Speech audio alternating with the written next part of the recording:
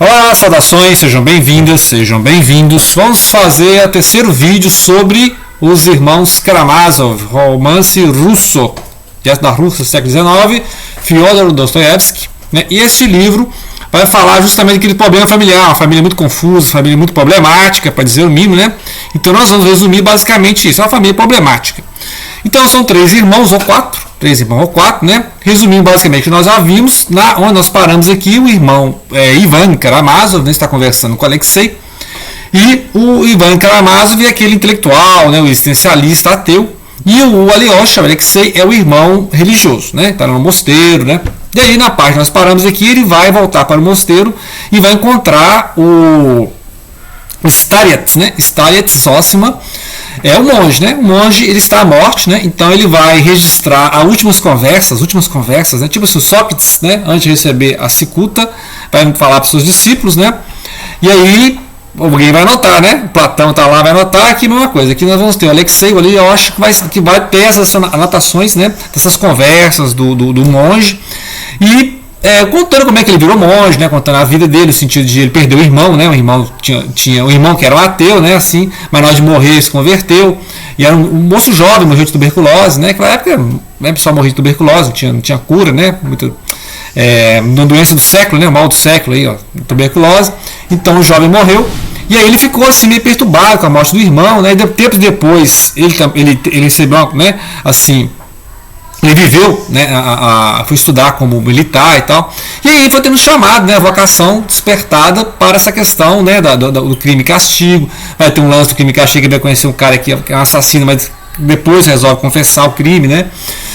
Então tem essas questões, e todos os paralelos são para assim, contraponto à fala do Ivan e aquele texto do grande inquisitor, né, porque o Ivan, que tem grande influência sobre os irmãos, no sentido, principalmente os Mediakov, que é o quarto irmão, né, que o Ivan fala assim, ó, não existe nenhum motivo natural para amar o próximo, né? Essa ideia desse Deus, não existe tudo permitido. Então não existe uma moral única, né? Não existe uma moral única, então é a lei do mais forte, né? Onde os fracos não têm vez, né? Que a gente vê lá o livro que a gente leu do Meridiano de Sangue. Então, onde os fracos não têm vez é isso, ou seja, é a lei do mais forte, né? Então darwinismo social, a lei do mais forte, não tem ideia de solidariedade, não tem ideia de amor ao próximo, mas com a fala do religioso, né? Interessante que essa parte religiosa, eu estou recomendando a leitura deste livro, né? A terceira vez que estou recomendando a leitura deste livro, porque além de mostrar as imagens icônicas, né? Imagens icônicas de Jesus, né?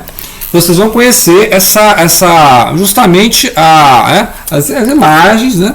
E aqui vai conhecer como é que foi criada essa imagem de Jesus ao longo do tempo, né?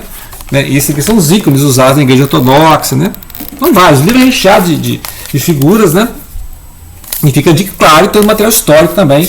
Então, como nós estamos falando de um livro de um cristão ortodoxo, né? Estamos falando da Rússia do século XIX, ele tem toda essa preocupação, né?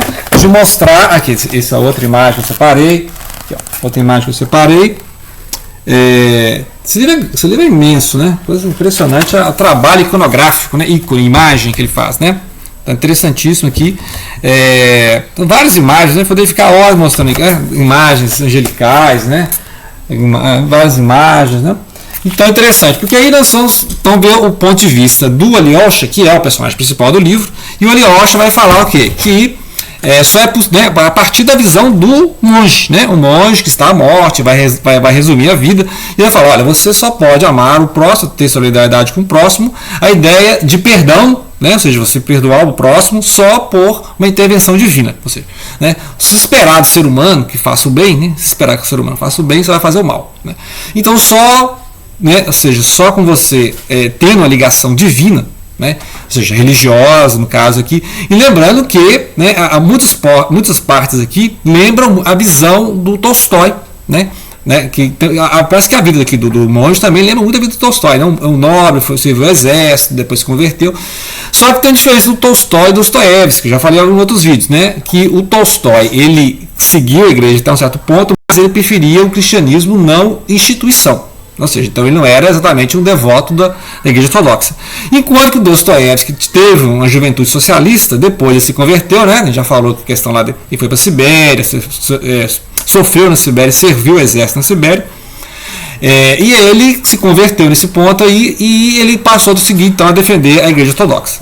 Por isso que o personagem principal da história é um jovem que vai entrar para o serviço de monges, né? Vai para o monastério da Igreja Ortodoxa. Certo? Então aí vai acontecer o seguinte, o monge vai morrer, né? Esse monge que passou todas essas lições de vida para o Alexei, e aí tem toda aquela lenda em torno, né? da não corrupção do corpo do santo, né? Porque o cara morreu, né? O monge morreu, né? Assim, nível de santidade, né? Cheio de discípulos, super reconhecido, né? E aí eles esperam que aconteça nada, que nem tenha o odor deletério, né? Que não tenha, né? Entendeu? Eles esperam um milagre de que o corpo não apodreça, por exemplo. Por exemplo, de que vários santos, o corpo não apodreceu. Então tem essa questão da cultura aqui ortodoxa mesmo, né?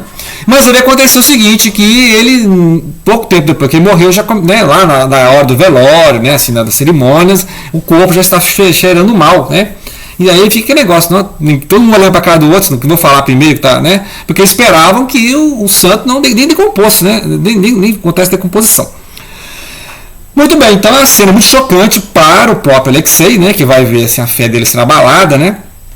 Mas depois você vê que depois dessas cenas, né, assim, ele vai ter uns períodos assim, de vacilo espiritual, mas ele vai se reerguer pela crença. Então é que ele vai escrever esse texto, né, que você vai ter um resumo, são várias páginas que só sofrem,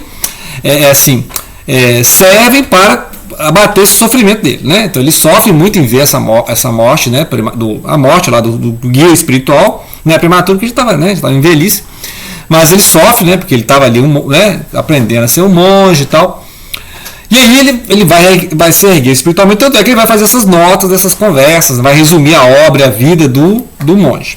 Muito bem, aí cortou aqui essa parte, vai voltar para o Mitya, né? O Dmitri, que é o primogênito, né? Do senhor Karamazov, e o senhor Karamazov que tem aquela rixa com o filho, né? Questão da herança, questão da mulher lá, a fêmea fatale da história, né? Que é a Grushenka, né? A Grushenka é uma mulher bela, mas uma mulher assim de vida, né? Vida solta e tal. E aí o Fyodor, né? Que é o Karamazov, o pai Karamazov, ele vai querer essa mulher. E aí só que o Dmitri, que é noivo da Catarina, vai também querer, né? Você vai deixar um noivado, um noivado sério, por causa de uma mulher, né? Mulher de vida livre e tal. E aí tem essas questões, né? Porque o Dmitri, ele sofre com isso também. O Dmitri é o cara que ele é meio tosco, assim, né? É meio tosco, igual o Ivan e tal.